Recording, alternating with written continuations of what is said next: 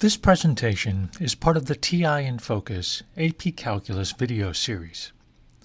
In this video, I'll discuss a specific concept associated with the 2019 AP Calculus exam, free response question AB4 BC4, namely related rates. My name is Steve Kokoska. I'm a professor at Bloomsburg University in Pennsylvania, and I'm a former AP Calculus chief reader. Here is an outline of the information presented in this video. First, I'll provide a little background to this topic, what you need to know before solving related rates problems, and then the basic concept of related rates.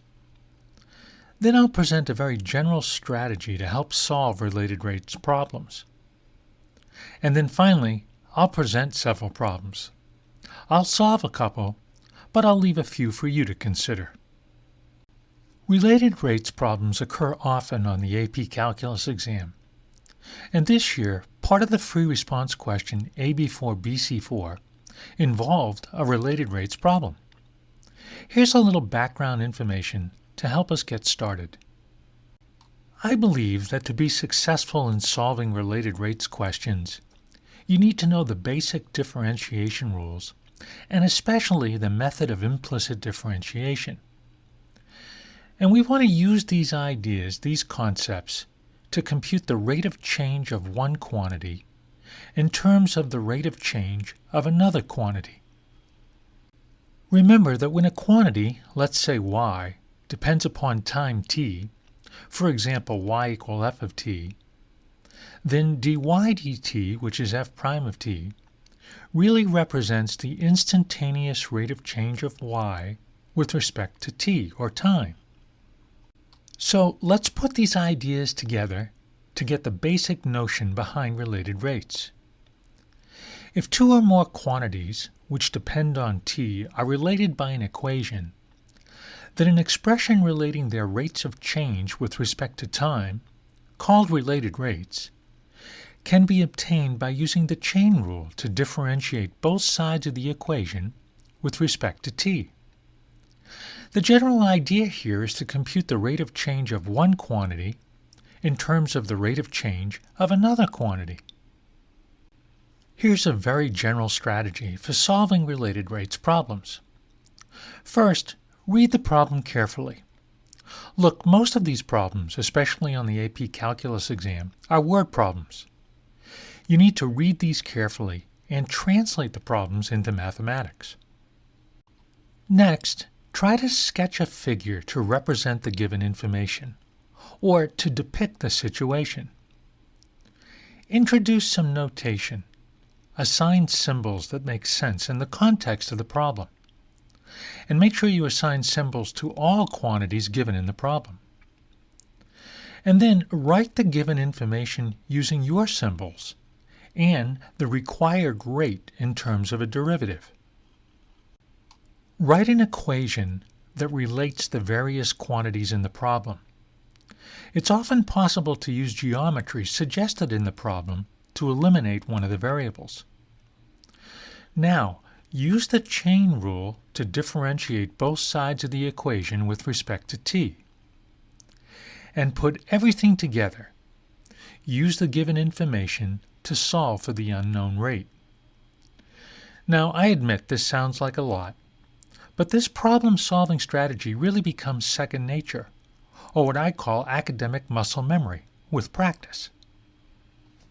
I'm going to solve two typical related rates problems, and the first one involves a rectangle. Let's suppose that a pair of opposite sides of a rectangle are becoming longer at the rate of 5 meters per second. The remaining two sides are decreasing in length such that the figure remains a rectangle with constant area of 1,000 meters squared. Find the rate of change of the perimeter of the rectangle when the lengthening sides are 40 meters. Well, let's start with a figure and some notation.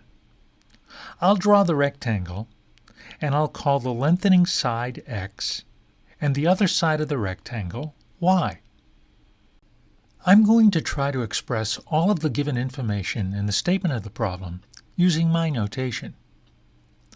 I know the area of the rectangle is 1,000 meters squared. So in terms of my variables, that means that x times y is equal to 1,000. I also know that side x is lengthening or increasing at 5 meters per second. So that translates to dx dt is equal to 5. I need to know how the perimeter of the rectangle is changing, so I need an equation or an expression involving the perimeter. And the perimeter of the rectangle is p is equal to 2 times the sum of x and y. And finally, I need to know dp dt, how the perimeter is changing with respect to t when the lengthening side is 40, or when x is equal to 40. Use the chain rule to differentiate both sides of the equation for perimeter with respect to t. Remember, x and y are functions of t, or time. So here's an expression for the change in the perimeter with respect to time. We are given dx dt in this problem, and we need to find dy dt when x is equal to 40 in order to eventually find the change in perimeter with respect to time. We can find dy dt by using the expression for area. Differentiate both sides of the expression for area with respect to t. Use the product rule and the chain rule. When x is equal to 40, using the area expression, we know that y is equal to 25. Now we can find dy dt when x is equal to 40. Finally, using the expression for dp dt, the rate of change of the perimeter when x is equal to 40 is 3.75 meters per second. Since this value is greater than 0, that indicates that the perimeter is increasing at this instant. And here's a neat use of technology to arrive at a solution and to explore this situation further. I used a TI-Nspire notes page and math boxes to define x and dx dt. Then I found the value of y when x is equal to 40 and the value of dy dt. And finally, I evaluated dp dt to find the rate of change of the perimeter. Since I used math boxes on this notes page, all of these variables are linked and dynamic. So this screen shows the answer if we consider the instant when x is equal to 20. Here, the perimeter is decreasing at a rate of 15 meters per second.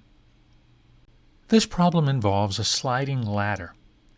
Let's suppose a ladder, 13 feet long, rests against a vertical wall.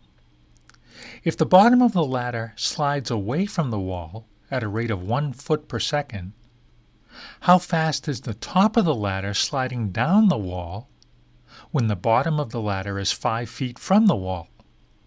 Now, first, you wouldn't think this is a very realistic situation, but evidently this happens often in the real world.